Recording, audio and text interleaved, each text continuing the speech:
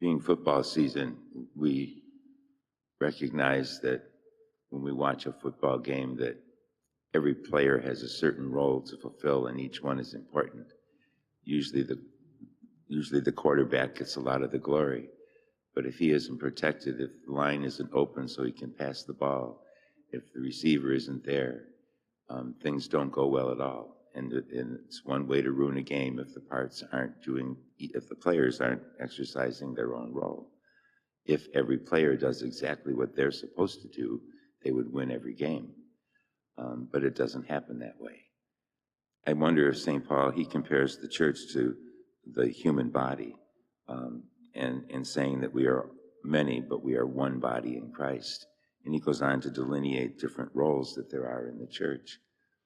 We can only have one man who could be the Pope. We only have some who can be bishops and priests. And there's only so many roles in those ways to be fulfilled.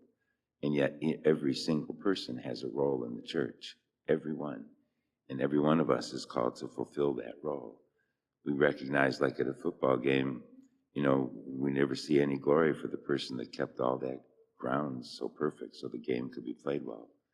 But without that being done, the field would be terrible. And so we see that in the church that there's many roles to be played, and each one is very significant. We can never say that I'm not significant in the church.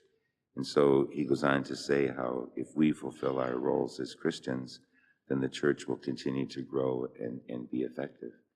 And so what is our role? It's to be here at Mass today. It's one of the things, to pray, to come here and pray. And the roles can be great, they can be very simple, but they're all very important. And so today we thank God for calling us to be a part of his church. And we ask him to give us the ability to live our life well each day in service to the church and to God and to one another. And if we all do that, then we have a church that prospers and grows. Let us stand and offer our prayers and petitions.